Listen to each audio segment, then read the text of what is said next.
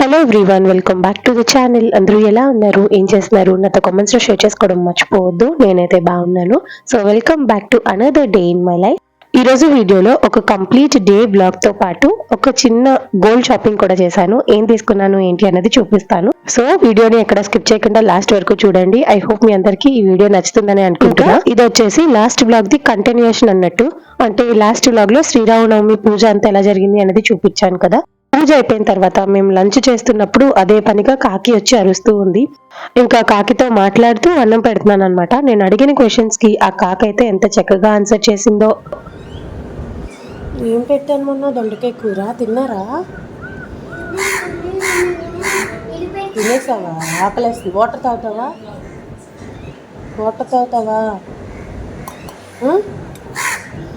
సరే తెస్తా ఉండు.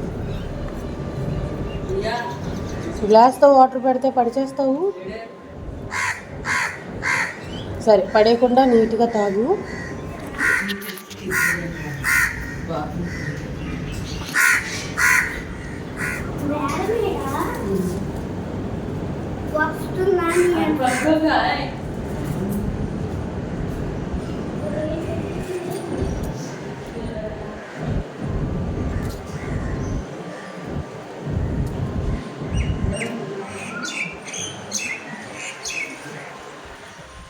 ఇంకా అలా కాకిలతో మాట్లాడుకుంటూ కాకికి అయితే ఇక్కడ వాటర్ పెడుతున్నాను.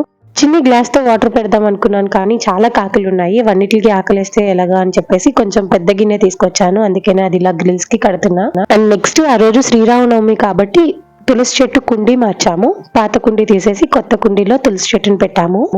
ఇంకా నెక్స్ట్ ఈవినింగ్ బయలుదేరి మేమైతే గోల్డ్ షాపింగ్ కి వచ్చాము. ఇంతకీ ఏం తీసుకున్నాను అంటే, నాది చైన్ అన్ఎక్స్పెక్టెడ్ గా తెగిపోయిందండి.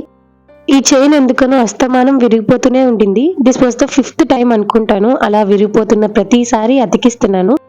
ఈసారి కూడా అతికిద్దామని అనుకున్నా, కాకపోతే డాడీ ఏంటంటే లేదు ఇది మిషన్ వర్క్, ఇది ఎంత నువ్వు అతికిస్తున్నా అలా విరిగిపోతూనే ఉంటుంది, కానీ అంత స్ట్రాంగ్ గా ఏం లేదు, కావాలనుకుంటే ఎక్స్చేంజ్ చేసేసుకో అన్నారు.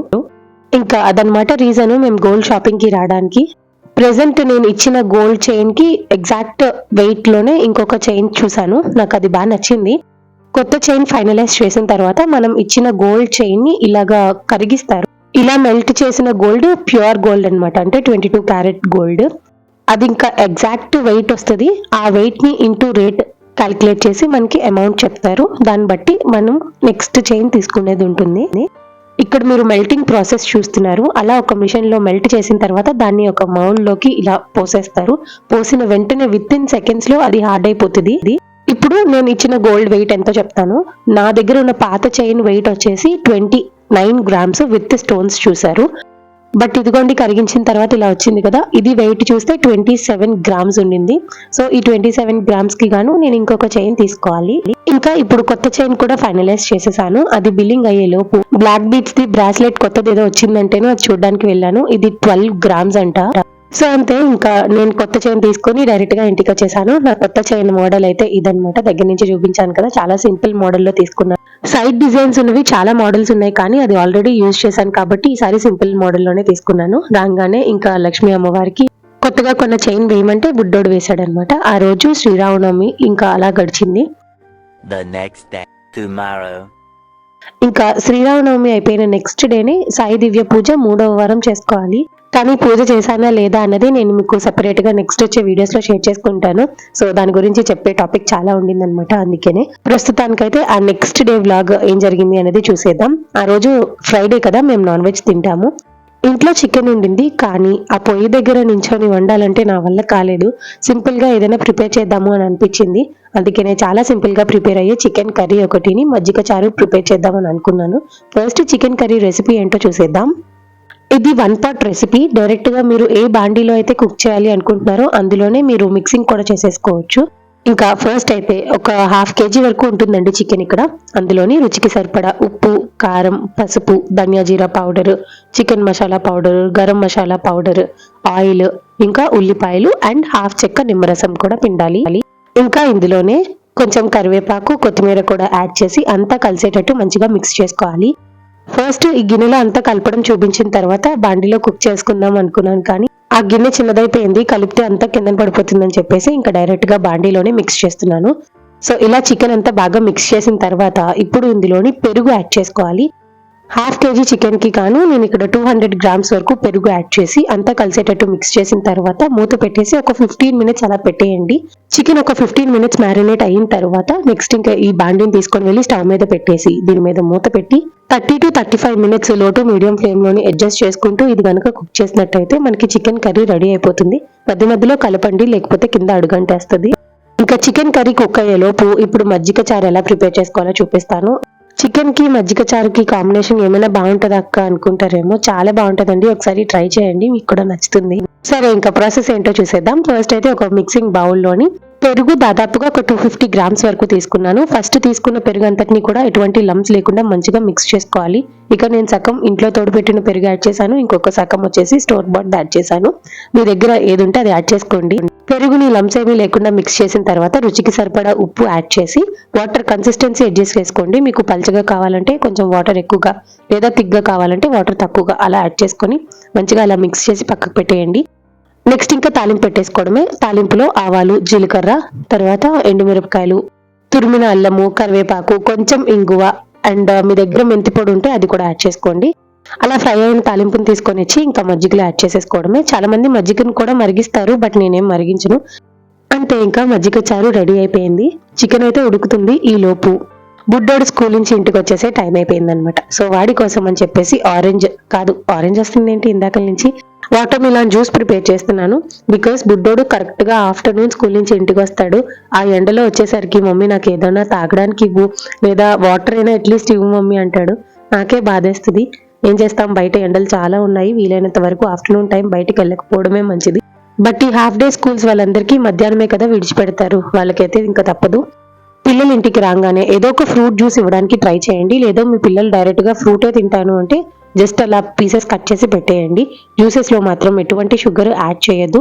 Everyday okay type of juice కాకుండా ఒక రోజు వాటర్ మిలన్, ఒక రోజు మోసంబి, లేదు అంటే ఇది మస్క్ మిలన్, పపాయ, అలా మీరు ఏ ఫ్రూట్ జ్యూస్ అయినా ఇవ్వచ్చు. లేదు అనుకుంటే ఆల్టర్నేట్ డే సబ్జా water, buttermilk, barley water, సగ్గు బియ్యం జావా, లెమన్ వాటర్ లో సాల్ట్ యాడ్ చేయడము, లేకపోతే లెమన్ వాటర్ లో షుగర్ యాడ్ చేసి ఇవ్వడము, అలా మీకు ఆప్షన్స్ అయితే చెప్తున్నాను.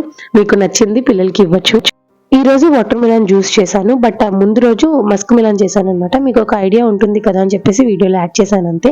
ఇంకా జ్యూస్ చేసి పక్కన పెట్టేశాను. డాడీ వెళ్ళారు బుడ్డోని తీసుకొని రావడానికి, ఇంకా రాలేదు, వాడి కోసం వెయిటింగ్. ఈ లోపు చికెన్ కర్రీ చూడండి ఎంత సాఫ్ట్ గా కుక్ అయిపోయి థిక్ గ్రేవీ కన్సిస్టెన్సీలో చాలా బాగుంది. నిజం చెప్తున్నాను, ఒకసారి ఈ ఎండల్లో ఇలా సింపుల్ గా చికెన్ కర్రీ ప్రిపేర్ చేసుకొని చూడండి, మీ అందరికి బాగా నచ్చుతుంది. కాకపోతే ఎండాకాలం వల్ల కొంచెం మసాలాలు తగ్గించి యాడ్ చేసుకుంటేనే మంచిది.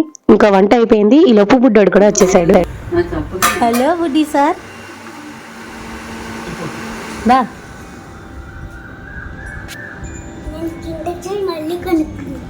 అంతదిలే నీకు.